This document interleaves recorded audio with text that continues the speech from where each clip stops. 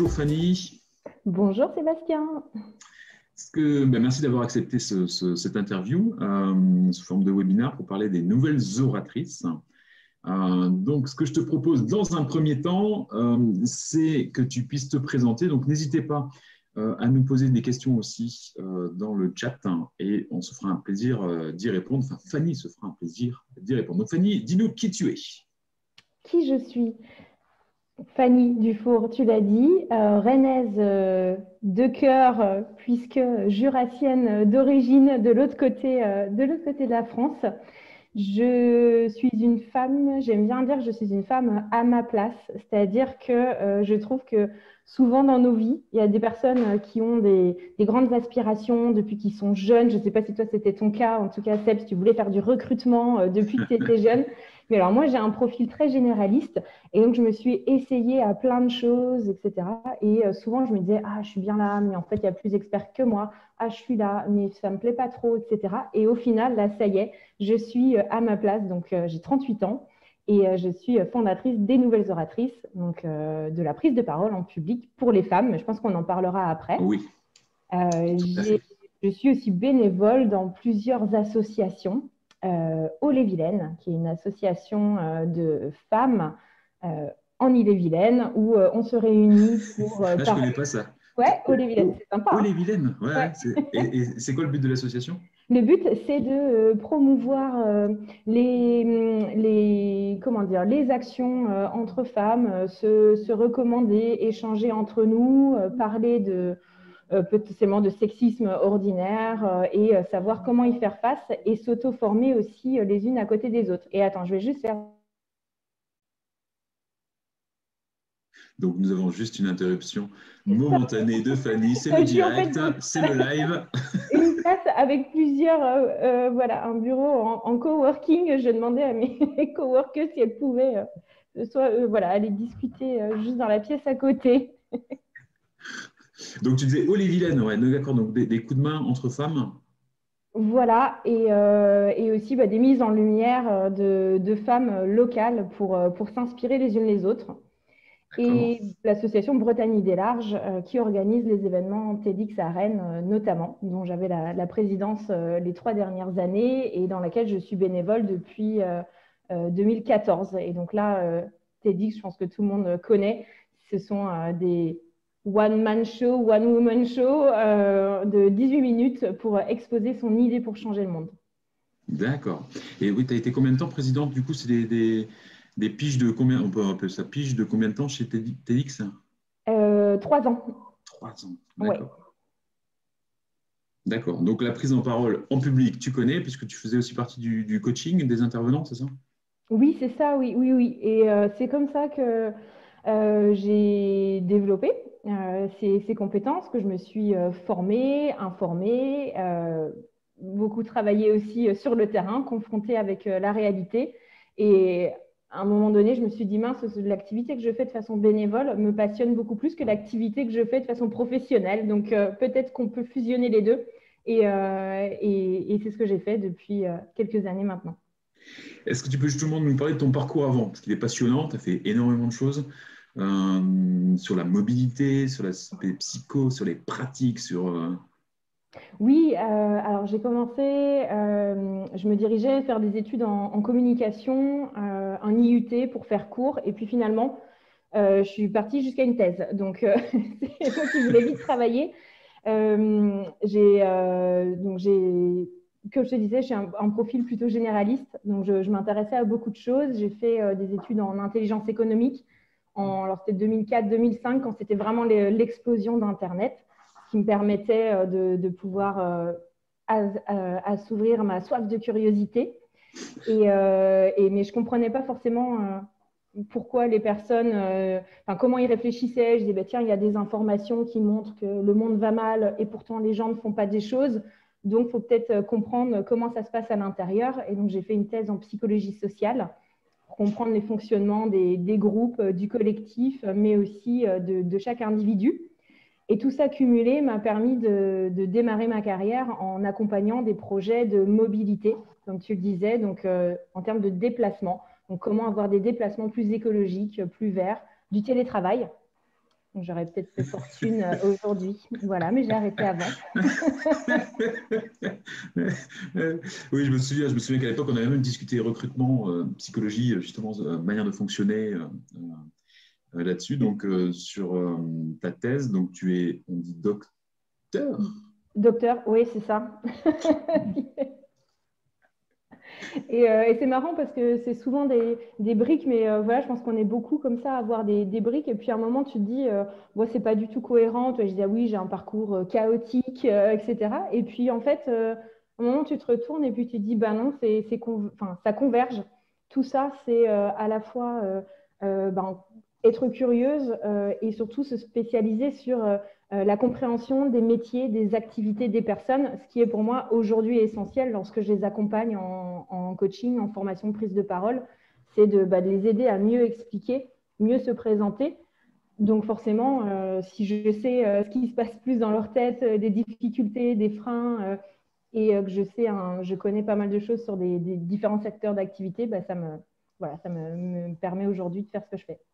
Alors justement, si on fait un zoom sur les nouvelles oratrices, quels étaient tes constats, justement? Le fait de créer des nouvelles oratrices, c'est souvent face à des constats, face à des problématiques vues, rencontrées ou vécues. C'est quoi justement tes constats là-dessus? Alors, le constat, c'est plusieurs choses. La première chose, dans le désordre, on va dire, j'ai été assez interpellée par un livre, Les femmes et le pouvoir, de Marie Baird. Je pourrais vous D'accord, mettre les références. Ce livre, en fait, cette chercheuse, elle montre que l'ensemble des attributs des pouvoirs sont des attributs aujourd'hui masculins, d'accord. notamment dans la prise de parole. Donc, la prise de parole en public, c'est important d'avoir une voix grave, parfois voilà, de pouvoir se mettre en colère, alors que bah, les femmes, on est hystérique, on nous dit qu'on a une voix de poissonnière, etc. Alors c'est juste pour rigoler comme ça, mais tu sais, comme Oui, bien Margaret sûr. Thatcher prenait des cours pour avoir une voix plus grave, etc. Et donc ça déjà, dans la culture et d'une façon globale, les femmes, on ne les fait pas parler. On leur dit de se taire. Ça, c'était ça beaucoup avant et ça continue encore aujourd'hui. Donc déjà, enfin, un livre qui m'a vraiment éclairée. D'accord. Ensuite, en termes d'événementiel aussi, de me rendre compte que bah, on a du mal à mettre des femmes sur scène. Du fait qu'il y ait peu de femmes sur scène, bah, les femmes ne se sentent pas légitimes. C'est pas la norme dans certains types d'événements. Si tu regardes les événements dans le numérique, etc., enfin, il y a quand même souvent beaucoup plus d'hommes que de femmes. Et en D'accord. fait, donc, ça crée un cercle vicieux parce que bah, si on n'est pas sur scène, donc on ne nous voit pas. Donc quand on nous demande de venir parler, on se dit ah bah non, c'est plutôt mon collègue masculin qui va venir parce que moi, je ne sais pas. Et voilà, et ça s'alimente comme ça. Et donc ça, c'était aussi un autre constat. D'accord. Oui, oui, c'est vrai. D'accord, ok, ok, ok. Et donc, face à ces constats, fort de ton expérience en plus TED, tu t'es dit, je vais créer les nouvelles oratrices. C'est ça. Bah ouais, je me suis dit comment faire en sorte que les femmes parlent. Parce qu'avant, j'accompagnais sur de la formation prise de parole en public en collectif, en mixité, des hommes et des femmes. Et là aussi, la plupart du temps, les hommes se mettaient en premier, se portaient volontaires ou les femmes les poussaient. Et donc, si on n'est qu'entre femmes, bah, on ne peut pas se cacher derrière des collègues masculins qui pourraient, eux, faire les exercices ou, eux, prendre la place. Et d'un autre côté, on peut aussi plus facilement se protéger, entre guillemets, ou s'écarter de toutes les injonctions culturelles qu'on a, c'est-à-dire rentrer le ventre, être discrète, etc. Ce qu'on va parfois être parfaite, ce qu'on va imposer aux femmes. Et ce regard masculin, on l'a souvent intériorisé. Donc, il suffit qu'il y ait un homme dans la pièce pour qu'on parle moins de choses, de complexes qu'on peut avoir, de syndrome de l'imposteur dont on peut souffrir. Et quand on n'est que entre femmes, bah, ça va beaucoup plus vite. Donc, on peut plus facilement aborder ces points qui font mal pour bah, progresser plus rapidement aussi. Ok, hyper intéressant, tu vois, j'avais jamais creusé aussi profondément. Donc, tu as créé ça à quel moment, donc, les nouvelles oratrices? À la date symbolique du 8 mars 2020, donc ça fait un peu plus d'un an aujourd'hui, donc pour la, D'accord. à l'occasion de la Journée des droits des femmes et aussi une semaine avant le confinement. Donc, T'as eu le nez, quoi. Tu t'es dit, c'est nickel. maintenant. On va être en présentiel, 10, dans une même salle pour parler, démasquer tout ça. Enfin, c'est vraiment waouh, la bonne idée. Et mais bon, ça... non, non, donc j'ai pris mon business model, je l'ai jeté et dit OK, bon, on rabat les cartes une semaine après le lancement, mais ça m'a donné plein d'autres opportunités quand même de pouvoir faire des ateliers et des rencontres en visio, notamment, pour pouvoir s'étendre dans d'autres villes. Parce que maintenant, moi, je comptais développer à Rennes. Et puis, en fait, maintenant, on est dans 5 ou 6 villes. Donc, D'accord. c'est Bah finalement une justement, opportunité. donc en tant qu'entrepreneuse, euh, tu lances une semaine avant le confinement. Tu dis, je rebats les cartes. Comment tu as trouvé ton modèle? Comment tu t'es entouré? Tu as cherché, tu as questionné, tu as fait des études de marché, tu as fait du mode startup, c'est-à-dire comment tu as fait, quoi? Oui. Euh, Comme j'ai pu. Donc, j'ai fait. Déjà, j'étais entourée. C'est-à-dire que j'avais eu la chance de me dire que j'allais avoir une personne en stage. Et ça, le fait d'être deux, de me dire que c'était un stage de 6 mois, il ne fallait pas lâcher. Parce que je pense que la première idée qui est venue, c'était bon, laisse tomber. Voilà, Ouais, on verra plus tard. Donc là, il fallait de toute manière que je maintienne l'activité. Je me suis entourée aussi de personnes qui ont pu me conseiller dans, bah, justement, on met les choses à plat. Je suis allée aussi dans des groupes type Femmes de Bretagne, les Google Ateliers, enfin, proposer les ateliers, en tout cas, que je pouvais faire en me disant, je ne peux pas aujourd'hui former en présentiel tel que je le pensais. Donc, ben, je vais en profiter en mode startup pour tester d'accord, et pour travailler aussi sur la marque, puisqu'on avait décidé un modèle de lancer, d'expérimenter une première formation et ensuite de communiquer plus largement en disant voilà, on l'a fait une fois et on a la preuve que ça fonctionne. Donc finalement, on s'est dit bon, bah, on ne peut pas faire, donc on va essayer de développer une marque forte, d'investir plusieurs réseaux sociaux, de produire beaucoup de contenu pour commencer à être visible. Donc on est reparti dans un autre sens. Et dès qu'on a été déconfiné, en mois de mai, on a tout de suite lancé deux cercles de formation en parallèle, avec à la fois du présentiel et à la fois du numérique, en sachant d'accord. que l'idée, c'était vraiment de maintenir en présentiel. Donc toujours pareil, sur ce mode test and learn, qu'est-ce qu'on peut faire de façon dématérialisée, qu'est-ce qu'on peut faire de façon présentielle, Mm. et ensuite bah, grandir pendant l'été. Et, Voilà. et donc, le mode de fonctionnement, donc, c'est de la formation. Donc, c'est de créer des cercles de femmes. Je Oui. trouvais hyper intéressant ce que tu disais. Du coup, la parole des femmes se libère plus facilement s'il n'y a pas de présence masculine dans le cercle. C'est des choses que toi, je n'avais pas appréhendées en tant qu'homme.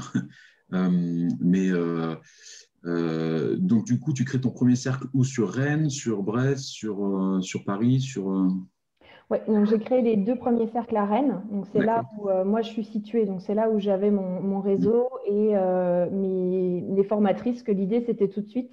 Donc ce qu'on propose, je vais peut-être revenir. Ce qu'on propose, c'est donc une formation professionnelle D'accord. qui peut être aussi finançable par son CPF, son OPCO, etc. Donc ça aussi, le temps de confinement m'a permis de mettre en place un certain nombre de dossiers administratifs. Et on rentre pour une formation de 8 modules d'environ 2 heures chacun.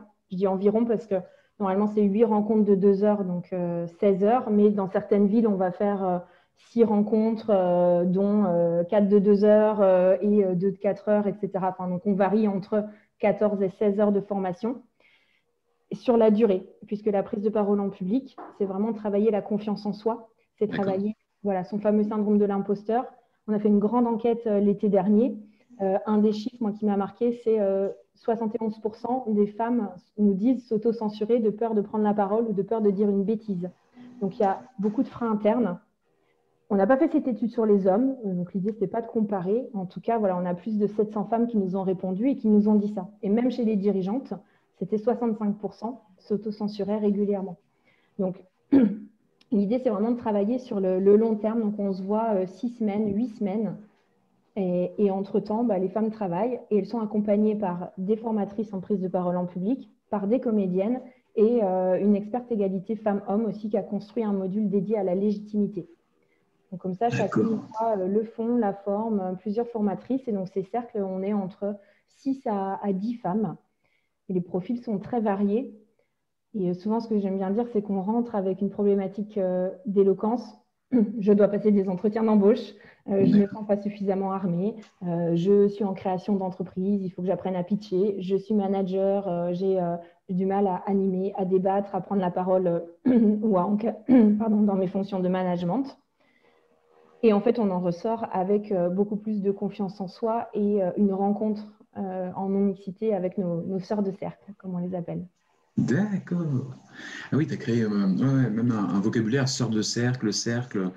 D'accord. Sur le syndrome de l'imposteur, tu vois, je pense, enfin, réaction comme ça, plus en tant qu'homme, du coup, je pense que une certaine catégorie d'hommes ne se rendent pas compte en fait, de l'impact que ça peut avoir, enfin, de la prise de parole en réunion de certains hommes qui vont réagir de manière spontanée, peut-être prendre toute la place de manière hyper maladroite.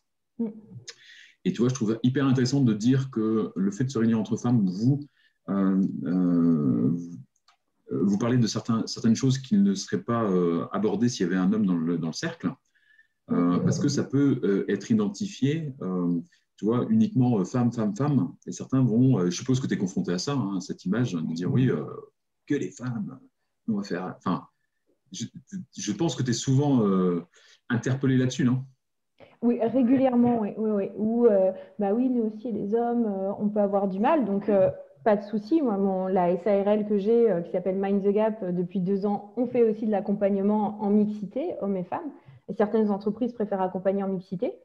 Mais c'est vrai que, oui, mais globalement, les femmes sont quand même plus. C'est pas qu'on a plus de difficultés, ça c'est sûr, c'est qu'on a potentiellement moins d'occasions de pouvoir prendre la parole. On a ce fameux plafond de verre, comme on parle en entreprise. Et, Ouais. et de fait, ça fait du bien en fait, d'avoir des espaces comme ça en non-mixité. Et je pense que vous, les hommes, vous en avez beaucoup, sans vous en rendre compte, qui sont peut-être pas annoncés d'être en non-mixité, mais qui, de fait, des réunions entre dirigeants, il y a quand même plus de dirigeants hommes que femmes. Donc, de fait, vous pouvez vous retrouver qu'entre hommes. D'accord. Et si tu pouvais donner un conseil aux hommes, justement, bienveillants, qui ne se rendent pas compte ou qui sont maladroits ou autres, hein, justement, sur ces réunions, un comportement adéquat, enfin adéquat, je ne veux pas dire le mot adéquat, mais si tu avais un conseil à leur donner, tu dirais quoi? Peut-être d'essayer de demander des feedbacks aux autres hommes et aux femmes aussi. Voilà, si tu fais partie, toi, tu as ton entreprise, vous êtes plusieurs, prendre ce temps de parler de la prise de parole.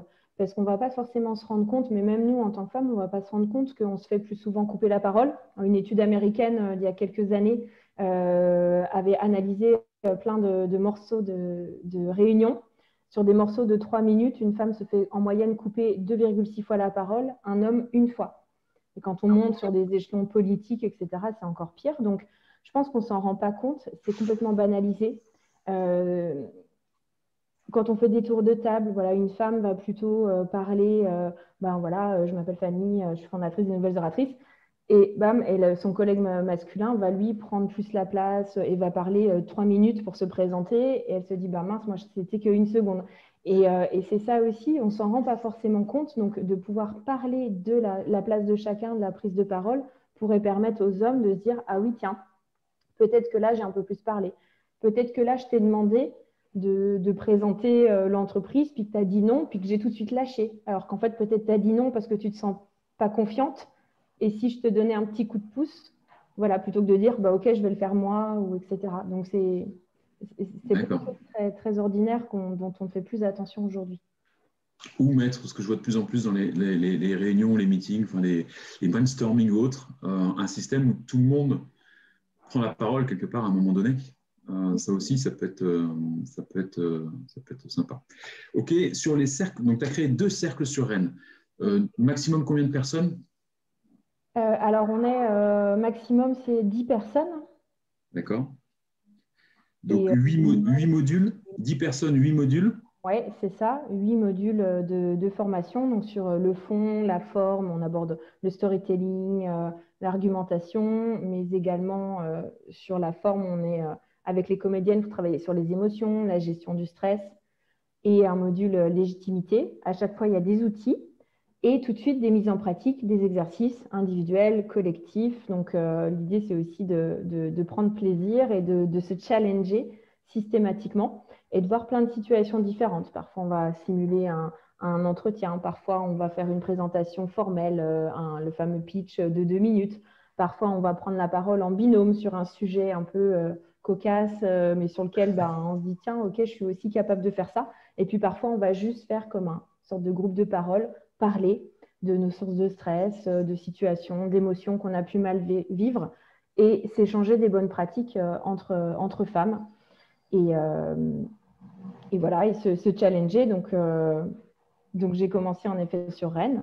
Et puis Oui. ensuite, pendant l'été, j'ai pu, donc là, grâce au confinement, faire des ateliers dans d'autres villes, en visio, rencontrer d'autres femmes. Et donc, on a rattaqué en septembre donc 2020 en ouvrant un cercle à Brest, un cercle à Nantes et de nouveau des cercles à Rennes et un à Vitré également. D'accord. Alors, comment se créent ces cercles-là, justement, si demain, qu'est-ce qui ferait que tu as un cercle à Strasbourg, par exemple, demain? Alors, ce qui ferait, j'ai un cercle à Strasbourg, ce serait que des formatrices en local, donc un binôme au moins de formatrices, coach et comédiennes, Ouais, soient d'accord pour développer le concept dans cette ville, que je d'accord. les forme moi à ma pédagogie, parce que moi, ce que je souhaite, c'est vraiment qu'une femme à Paris, une femme à Strasbourg peut-être et une femme à Brest puissent vivre la même expérience. Après, forcément, chaque groupe est différent, chaque formatrice est différente, mais il y a vraiment une base commune pour qu'ensuite on se retrouve tout en communauté et on puisse échanger, se conseiller, parce qu'on continue à se voir après en visio une fois par mois. D'accord. Donc, oui, donc des personnes, tu peux les former et elles peuvent créer des cercles dans différentes zones géographiques. Donc, ce sont Euh, des formatrices qui, elles, vont créer des cercles. Après, la femme formée, si elle veut devenir après professionnelle de la prise de parole en public, elle peut, mais la plupart du temps, non, non, mais elle reste après dans la communauté, quoi. Ouais. d'accord. OK. Ton ambition en tant qu'entrepreneuse sur justement, est-ce que tu t'es déjà projeté ou pas? Parce qu'avec la pandémie, c'est compliqué. Ouais, c'est pas simple, mais on a quand même fait une belle première année, parce que là, le bilan, on est en train de le tirer. On comptait, on est un peu plus de 25 cercles en un an. On a formé 200, un peu plus de 230 femmes. Donc, Excellent. à Rennes, à Brest, on ouvre Quimper là, à la fin du mois, à Nantes, à Vitré, et on ouvre on espère, 2 cercles à Paris avant l'été pour pouvoir ensuite s'installer durablement à Paris à partir de septembre prochain. On a D'accord. aussi plusieurs entreprises avec qui on a pu faire des partenariats et qui nous achètent plusieurs cercles pour leurs propres salariés. Donc ça, c'est le bilan de cette année. Donc j'ai aujourd'hui, on est 9 formatrices. D'accord. Et pour la rentrée la prochaine, c'est à la fois de consolider les villes où on est aujourd'hui. Donc, j'espère voilà, pouvoir prendre une place à Paris et travailler sur un modèle de licence de marque pour pouvoir essaimer plus facilement et se développer plus largement, D'accord. proposer à celles qui ont fait le niveau 1 niveau 2. Enfin voilà, on a plein de choses Ah ouais. aussi. Pouvoir continuer à recruter et s'étendre. Voilà, consolider et s'étendre. C'est un peu ça. D'accord. Et ouais, je vois que ça fuse les idées, tout ça. Enfin, te connaissant, ouais, ça doit germer de partout. Si demain, le fameux exercice, tu sais, tu ouvres le journal et puis il y a un article dans 10 ans sur Fanny Dufour, euh, euh, sur les nouvelles oratrices. Donc, c'est France, c'est plus que la France. C'est Dans 10 ans, écoute, ce serait déjà bien d'être là. Dans 10 ans, oui, ce serait France, parce que je pense que le modèle qu'on a aujourd'hui est quand même assez français, dans le sens où on a des pays anglo-saxons notamment, où quand on est jeune, enfin, dans tout le système scolaire, hein, on nous apprend à prendre la parole. Donc aujourd'hui, on va peut-être commencer à le faire un peu plus du fait du grand oral notamment. Donc oui, dans 10 ans, moi je me dis dans l'absolu, ce que j'aimerais, c'est plus avoir de clientes. Donc dans 10 ans, c'était un peu court, mais parce qu'on cherche aussi à faire des actions auprès d'un public plus jeune. D'accord. Et en fait, moi, je réponds à un problème qui ne devrait pas en être aujourd'hui. On ne devrait pas se dire, mince, j'ai du mal à prendre la parole. Là, tu vois, aujourd'hui, on prend la parole. Avant toi, j'étais en réunion, je prenais aussi la parole. Tous les jours, on prend la parole. Et pour moi, je trouve que ce n'est pas normal qu'on ne soit pas formé. On est formé à faire des grandes dissertations à l'école. Mais aujourd'hui, moi, je suis beaucoup plus à prendre la parole qu'à faire une disserte de 4 pages. Donc c'est peut-être pas le cas de tout le monde, mais je pense quand même un peu plus. Donc moi, à terme, ce que j'aimerais, c'est plus avoir de travail. Ça voudrait dire que les femmes ont pris leur place et que ça va beaucoup mieux. Et dans 10 ans, ouais, d'être au niveau national. Et moi, mon modèle économique est aussi basé sur un temps où on travaille, entre guillemets, et un temps où on travaille, mais de façon solidaire. Et ça aussi, pour moi, c'est important. Donc, on met beaucoup en place des actions auprès de différents types de femmes qui ne peuvent pas forcément financer les formations D'accord. ou y avoir accès, type le public des femmes détenues. Alors, même si là, avec la pandémie, c'est un peu plus compliqué de pouvoir aller en prison. Mais ça, c'est un projet qu'on a déjà mené une fois et qu'on aurait dû mener là, sur tout le semestre. Donc, j'espère que c'est juste repoussé auprès de lycéennes, collégiennes et auprès de jeunes femmes éloignées de l'emploi aussi. D'accord. Alors, n'hésitez pas à poser des questions à Fanny dans le chat. Ce sera un plaisir d'y répondre. Tu parlais de différences culturelles. Tu vois, je te parlais de la France. Et c'est vrai que dans les pays anglo-saxons, les Américains aussi sont extrêmement bien formés à la prise de parole, au pitch, par exemple. Donc, c'est assez hallucinant de voir qu'en effet, dès le plus jeune âge, on les oblige, on les forme à pitcher sur ce qu'ils font le matin, le soir, le goûter, les devoirs, les choses comme ça.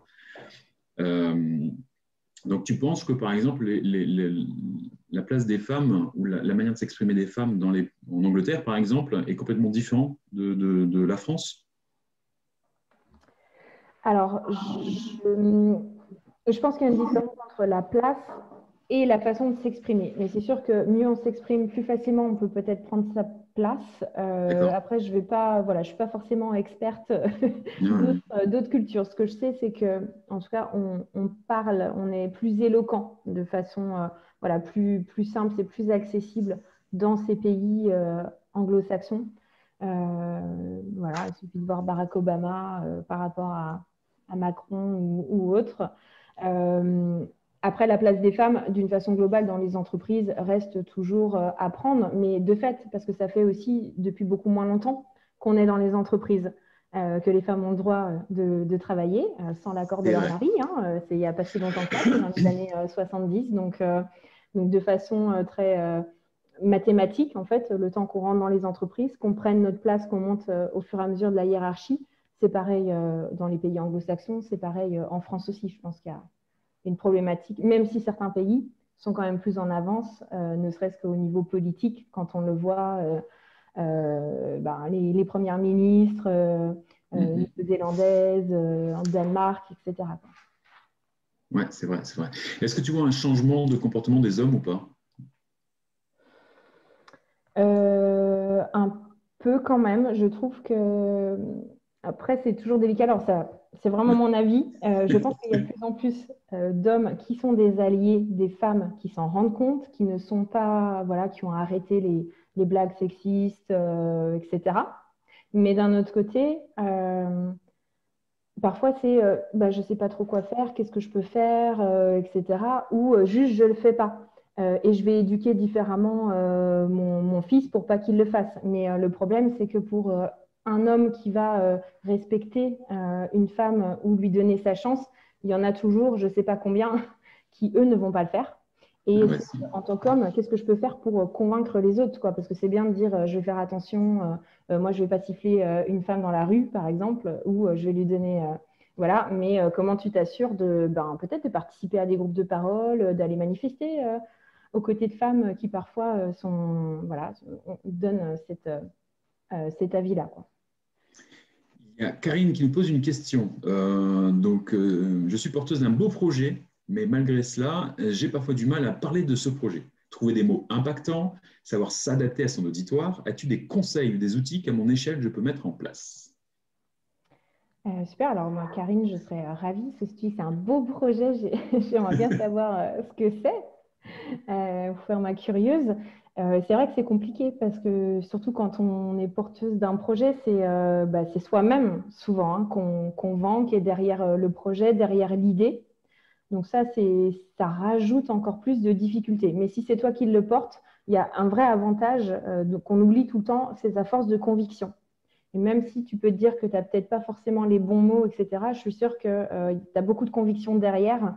Et ça va se voir dans l'énergie que tu vas pouvoir dégager aussi en parlant. Parce que les mots, c'est important, mais bien entendu, la posture, c'est très important aussi. Ce qui peut être intéressant, c'est de pouvoir vraiment... l'impactant, c'est de réussir à faire le tri dans ses idées. Se dire, si je devais... quelle est l'intention? Si je devais dire une seule chose pour décrire mon projet, qu'est-ce qui est important derrière ce projet? Ce serait quoi?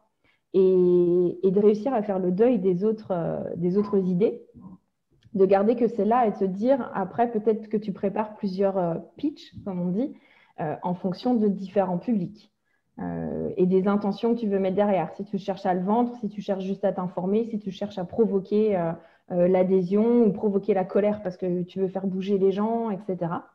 Et en fonction de ça aussi, ça peut te permettre de colorer différemment ton discours. Et puis, juste de oser, en fait, de tester. Il faut vraiment tester. Je vais tester par commencer par une question, je vais tester par commencer par un chiffre, je vais tester en racontant l'histoire. Et voilà, dans 10 ans, voilà ce qui se passera grâce à mon projet. Et ça, c'est le rêve que j'ai aujourd'hui, etc. Et tester plein de choses. Et puis, tu verras comment ça peut réagir en face. Et ça t'aidera certainement. Ok, tester, ouais. Tester, tester, tester. Ouais. C'est vraiment le maître mot, ouais, qui ressort. Il faut oser aussi. Ouais. Oser, oser. Euh, sur la partie modèle économique, hein, c'est-à-dire, en fait, demain, on est intéressé pour rejoindre un cercle en termes de coûts, d'investissement. Donc, j'ai bien compris qu'il y a des prises en charge et tout ça, mais il faut, si on parle budget, ça représente quoi? Alors, on a deux tarifs pour les personnes qui viennent dans les cercles inter-entreprises ou entre particuliers, en tout cas. Donc, ce sont des cercles organisés dans une ville avec des dates fixes. On s'inscrit, on intègre, donc dès que le groupe est complet, donc entre 6 à 10 femmes, on l'ouvre. Donc, si on vient à titre individuel en payant de sa poche, ça coûte 450 euros TTC, donc pour l'équivalent des 2 journées de formation, des 16 heures de formation. Et si on a un compte CPF ou une aide Pôle emploi ou son entreprise qui prend en charge ou son auto-entreprise, sa micro-entreprise, là, c'est le double, donc 900 euros TTC, 750 euros hors taxe. Donc, ce qui permet à nous de pouvoir nous dégager une rentabilité pour que je paye, moi, les formatrices, déjà en priorité. Donc, Tout à fait. c'est important que je puisse payer une salle, parce qu'on est quand même en présentiel. Et puis, ensuite, mes différents partenaires, si j'en ai. Et moi, au final, moi étant l'entreprise avec qui on travaille à plusieurs salariés. Et tu parlais justement de partenaires en termes d'écosystème, les nouvelles oratrices autour. Et tu me parlais tout à l'heure de Femmes de Bretagne. Qu'est-ce qu'il y a tu parlais d'associations au démarrage, Haut-les-Vilaine. Je connaissais pas le nom. Je trouve ça excellent. Est-ce que tu peux nous en dire un peu plus sur l'écosystème autour des nouvelles oratrices, justement, ce mouvement aussi de libération quelque part de la parole? Oui. Alors, donc, Femmes de Bretagne et plus globalement sur la France, Femmes des territoires. Donc, là, l'idée, nous, de notre partenariat, c'est un partenariat. Donc, nous, on propose des ateliers régulièrement, donc gracieux pour les membres de la communauté. Donc, ce sont des femmes qui sont en création d'entreprise ou, enfin, quel qu'en soit en fait le début du projet ou déjà créé depuis quelques années. Et donc là, forcément, la prise de parole est très importante. Et ce sont aussi des réunions en non-mixité. Donc là aussi, où on peut parler des difficultés entre femmes et surtout s'inspirer les unes les autres en se disant, bah, si elle a réussi, bah, moi, je vais pouvoir le faire aussi. Ou de voir quelqu'un qui doute, une femme qui doute, et de se dire, bah non, mais tu doutes, mais en fait, ton projet, il est super, bah, ça permet de faire un effet miroir en se disant, bah, en fait, moi, c'est la même chose, on m'a dit pareil. Et donc, ça permet de faire avancer. C'est pareil sur la prise de parole. Donc, et nous, en échange avec Femmes de Bretagne, donc on a une réduction de 10% pour les femmes qui font partie du réseau, qui viennent dans nos cercles de formation. Et puis, en termes de partenariat, non, bah, moi, je suis aussi dans différents réseaux, mais c'est plutôt à titre personnel, on va dire. Donc, voilà, un peu pour les personnes derrière. Ok. Je regardais toutes les questions que je devais te poser. Je pense que j'ai fait un peu le tour de tout ça. Ouais. Si vous avez des questions, n'hésitez pas, comme Karine. Il y a encore temps, on a encore 5 minutes à passer ensemble. Si tu avais un conseil à donner ou un vécu en tant que femme entrepreneuse, qu'est-ce que tu dirais? Est-ce que tu as dû passer certains obstacles? Je suppose que oui. Tu as eu des doutes, comme tout le monde. Oui. Est-ce que tu peux nous partager ton expérience d'entrepreneuse, justement? Alors oui, des doutes, oui, ça c'est clair comme tout le monde, des moments de très gros creux de la vague, et puis des gros moments d'euphorie, des moments de fatigue et des moments de boost, ça oui, comme tout le monde. Moi, ce que j'ai vraiment réalisé, c'est qu'il faut pouvoir être ambitieuse parce que finalement, plus on voit grand, plus on peut fédérer des personnes et finalement, plus les personnes croient au projet. Et c'est vrai que moi, à la base, le projet, je l'avais pensé plus petit. Voilà, à Rennes, je vais faire ça pendant 2 ans, 3 ans, puis je montrerai que ça fonctionne. Et une fois que ça fonctionne, enfin, tu vois, très calqué de façon rationnelle. Alors, l'avenir dira si je me suis plantée ou pas. Mais en tout cas, là, je suis plutôt en mode, bah non, on y va, il y a des opportunités, on y va, on s'agrandit, on prend la place, on communique beaucoup. Parce qu'on a des ambitions, parce que c'est quand même, les femmes représentent 51% de la population en France, donc il y a quand même potentiellement 35 millions de personnes qui attendent qu'on vienne les former. Donc non, c'est ça, ça fait peur, mais c'est pas grave, on y va quand même, quoi. D'accord. Ouais. Alors, hop, Stéphane, je trouve la démarche intéressante entre femmes, mais aussi un peu dérangeante dans la non-mixité. Hommes et ou femmes, chacun doit pouvoir s'entendre et s'écouter. Non? Point d'interrogation. Oui, bien entendu, ça, c'est sûr. Moi, j'offre un espace de 16 heures dans la vie totale d'une femme en non-mixité. Donc, c'est vrai qu'après, les femmes, de toute manière, bah là, voilà, on est un homme, une femme, enfin, tout le monde interagit. C'est juste un moment de formation où on est juste entre femmes pour pouvoir parler d'un certain nombre de problèmes, parfois aussi de physique qu'on a entre nous et que l'on peut partager. Et moi, je dis toujours, on est là pour s'entraîner, pour s'entraider entre femmes. Et ensuite, l'idée, c'est de mieux rayonner en mixité. Donc, c'est vraiment ça. On accompagne aussi quand les entreprises, certaines entreprises, je disais tout à l'heure, me disent, ben, voilà, on est 10, 8 femmes, 2 hommes. Qu'est-ce qu'on fait? Bah, très bien, pas de souci. Les hommes peuvent venir aussi. C'est vraiment libre.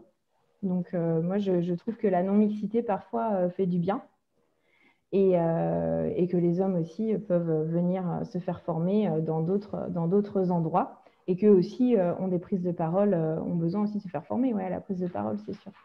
Tout à fait, mais je pense qu'en effet, ce que j'ai entendu tout à l'heure, ce que tu disais, le fait de se retrouver entre femmes, vous abordez certains sujets que vous ne feriez pas, vous n'aborderiez pas avec des hommes dans l'Assemblée.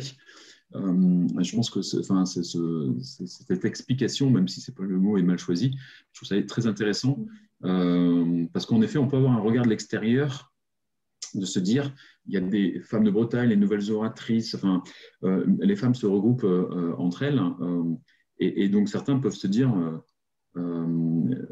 ça fait peur. ouais, voilà, c'est ça. Enfin, je me dis, qu'est-ce qui se passe là? On est dans une ère où on va plus être dans l'intelligence collective et tous ensemble. Et là, on sépare. Mais, toi, j'ai bien aimé ce discours. parce que je comprends mieux certaines choses. Tu Ouais. vois, c'est vrai que le fait d'avoir un homme dans l'Assemblée ne permet pas d'aborder certains sujets. Et puis, connaissant des hommes un peu lourdingues, mais d'autres, à l'inverse, plutôt bienveillants et plutôt à l'écoute, hein, c'est intéressant. La Enza, performance, c'est clair qu'elle est indéniable collective. Et moi, je ne travaille pas à la performance des entreprises, enfin, dans le sens où je ne suis pas là pour conseiller comment une entreprise peut être performante. Par contre, je sais que si les femmes prennent la parole autant que les hommes, l'entreprise sera beaucoup plus performante, le collectif sera plus performant.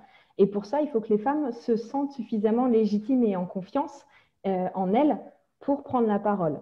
Et donc, sur cette compétence, cette brique, prise de parole, il faut pouvoir aussi se dire parfois, ben, je vais aussi aider d'autres femmes. Et c'est aussi ce type de, de réflexion, ce qu'on appelle la sororité, la solidarité entre femmes, le soutien.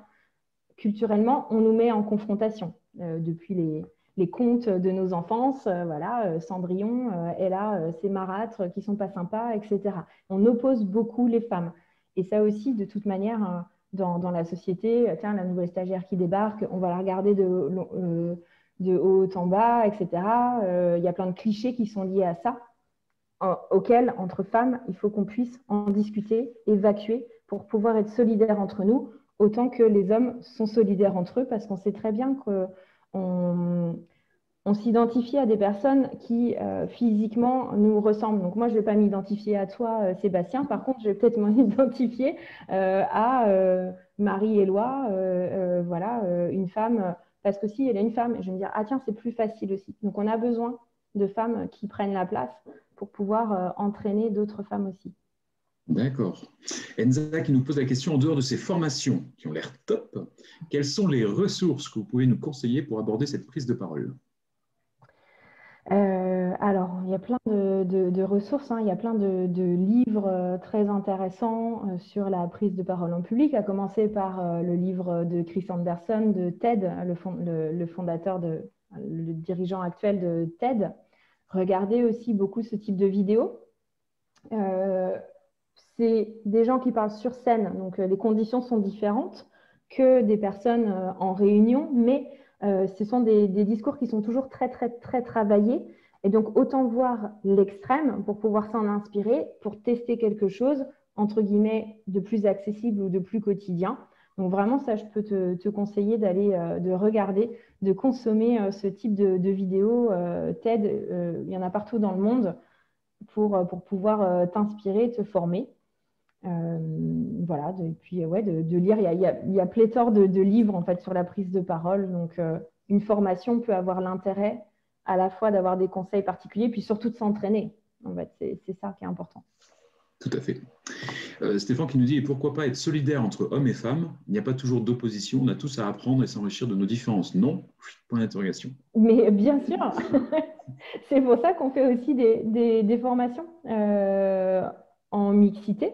On a Ouais. tous à apprendre des uns des autres, mais on peut aussi apprendre de femmes entre femmes, comme vous pouvez apprendre d'hommes entre hommes. Et on pourrait peut-être imaginer à un moment donné des, des, euh, des groupes avec des chartes de bienveillance mutuelle sur un travail de fond. Enfin, je dis ça comme ça, hein, c'est des idées mélange homme-femme sur justement ces prises de parole, ces comportements qu'on peut percevoir encore dans certaines entreprises, malheureusement. Tu vois, petit témoignage, j'entendais une femme qui en parlait justement de la pandémie, qui disait qu'elle était en télétravail, mais que quelque part, elle n'avait pas le trajet, mais entre autres, elle n'avait pas à subir les blagues, comment elle a dit ça, les blagues de mes collègues à 7h30 du matin au café, qui me, qui me gonflent. Et donc, je pense qu'il y a certains hommes qui ne se rendent pas compte aussi de ça et qu'il y a peut-être un travail à faire là-dessus. Oui, la pandémie qui a aussi été très compliquée.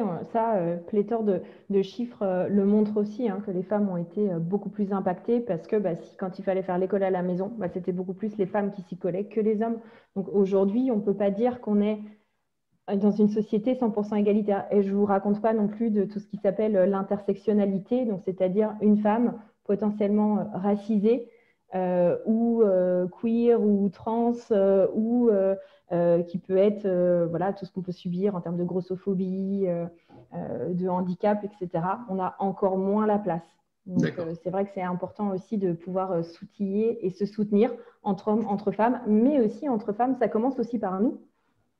D'accord. Il y a Sana qui s'en va, qui dit qu'elle doit quitter le séminaire, qui te dit bravo, que tu es très inspirante et rassurante. Voilà. Merci. Karine qui nous pose une autre question. Donc, as-tu des conseils pour bien mener sa première réunion? Je recule cet exercice encore et encore, mais il va falloir que je me jette. Ah bah oui, il faut se jeter. Tu peux la préparer, bien la préparer, la première réunion, bien écrire tout ce que tu souhaites faire, dire, et puis tester, t'entraîner. Pourquoi pas t'enregistrer en dictaphone ou te filmer, essayer de la faire si tu as un entourage, je ne sais pas, un conjoint, une conjointe, peu importe, des personnes tester comme ça. Et puis, moi, ce que je dis souvent, c'est que ok, on peut avoir vraiment la trouille de prendre la parole en public, mais c'est s'empêcher de dire son idée de peur de l'échec. Et donc, finalement, on fait rien. Et je dis, qu'est-ce qui est le pire, en fait, de juste rien dire ou de peut-être dire quelque chose qui pourra être mal interprété ou qui pourrait peut-être aboutir à un échec. Si au moins on le met, bah, ok, on a un échec, on apprend, on continue, on avance. Alors que si on se tait, on fait rien, on n'agit pas, ben voilà, on reste planté, quoi. Donc, il faut se jeter. Personne n'est mort, normalement, d'avoir pris la parole. Peut-être Johnny sur scène, mais je pense pas. On rougit tous, on a tous peur, on a tous des appréhensions, etc. Maintenant, il y a plein de choses qui peuvent permettre de redescendre, de calmer. Et surtout, ce qui est important, c'est d'en parler. Si tu fais ta première réunion, tu peux le dire, ben voilà, merci d'être présent. C'est ma première réunion, donc ce ne sera pas parfait. De toute façon, personne n'est jamais parfait. Je vais peut-être stresser. Je suis là déjà un petit peu en train de stresser, etc. Donc, voilà, je vais y aller. Je vous remercie de vos encouragements. Et déjà, si tu poses ça, il y a peut-être des gens qui vont se dire, bah, moi aussi, je suis stressée parce que, voilà, donc c'est important aussi. Je pense que toi, Seb, tu dois le voir dans les entretiens. Tu peux avoir des personnes dans les entretiens d'embauche. Forcément, on est hyper stressé d'aller faire un entretien d'embauche, mais je pense que tu dois aussi accompagner des entreprises qui font passer l'entretien d'embauche qui, elles aussi, sont stressées. Donc, en fait, tout le monde est stressé. On se dit que c'est nous qui sommes stressés et pas l'autre, mais en fait, non, tout le monde l'est. Donc, il faut vraiment dédramatiser ça. C'est exactement ça. On a tendance à sous-estimer le stress de l'entreprise à faire passer des entretiens de recrutement parce qu'il n'y a pas forcément d'école, on va dire, pour les entretiens de recrutement. Donc, ils ne savent pas forcément, ils ne connaissent pas des techniques de questionnement. Alors, quand on parle de technique, c'est-à-dire quelles questions poser. Donc, ils se réfugient derrière des stéréotypes de 3 qualités, 3 défauts. Et souvent, je suis entièrement d'accord avec toi, on prône la même chose, c'est de jouer de la carte de la transparence sur les émotions. De dire, voilà, on est réunis là, l'objectif, on est un peu stressé parce que tatati tatata, c'est de faire redescendre, on va boire un café, on va échanger, briser la glace, mais c'est d'être transparent dans ce qu'on ressent. Et cette transparence-là amène souvent un dialogue beaucoup plus constructif et une rassurance. Et on arrive à voir les infos. Et pour terminer, tu parlais de justement dans le recrutement, avant on faisait des entretiens dits de déstabilisation pour voir comment les personnes gérer leur stress en entreprise, parce qu'on estimait que quand ils sont en entreprise, forcément, ils vont stresser, donc avoir un comportement différent. Et on s'est aperçu que non, plus on est à l'aise en entretien, plus on est sincère, plus on arrive à voir les personnalités, les adéquations. Donc, je te rejoins totalement sur ce discours de parler d'émotions et de ressenti en direct à son assemblée, même si ce n'est pas dans nos codes culturels, dans notre éducation. Malheureusement, mais on parle quand même de plus en plus d'intelligence émotionnelle dans l'entreprise, donc j'espère. Et ça aussi, les femmes ont un avantage parce que peut-être qu'on laisse plus facilement exprimer nos émotions. Et les hommes, vous en avez autant, mais vous avez peut-être plus un masque, encore plus, hein, dû à ce que je parlais au tout départ de cette structure, ce masque culturel du pouvoir en entreprise où on doit être en mode cocotte minute, je dis rien. Et peut-être que plus il y aura un discours, entre guillemets, féminin, où on va laisser place à ses émotions, la colère, le rire, la joie, la peur, et pouvoir en parler. Et peut-être plus les hommes pourront se dire, bah, c'est super, je le ferai bien aussi, et on pourra avoir enfin des réunions où on est humain et humaine. Super, bon, ça fait 50 minutes qu'on est ensemble. Alors, je vais remercier tout le monde d'avoir participé à cette interview, ce webinaire, ce Morning Boss. Je vois qu'il y a encore des questions, donc n'hésitez pas. Non, merci Fanny, très bien. ce sera en replay. Donc, comment on fait pour te contacter, Fanny? Pour me contacter sur mon site internet, enfin sur notre site www.lesnouvellesoratrices.com, tout au pluriel, tout attaché. Vous avez un formulaire de contact. C'est le plus simple. C'est bien fait et nous, on vous répond sous 24 heures. Il y a même un chat en ligne, donc lesnouvellesoratrices.com. Je vous remercie aussi beaucoup et je te remercie beaucoup, Sébastien, pour cette opportunité et cette discussion. C'est toujours très enthousiaste, donc ça me motive à discuter aussi. Et on te trouve aussi sur LinkedIn, Fanny Dufour, D-U-F-O-U-R. On te demande en contact. Merci à toi pour cette découverte, parce qu'on se croise, mais tu vois, le fait de se poser, de discuter, d'échanger, voilà, je vois des choses un peu différentes et je trouve ça génial. Bon courage à tout le monde, merci, bonne journée et à très bientôt. Au revoir. Au revoir.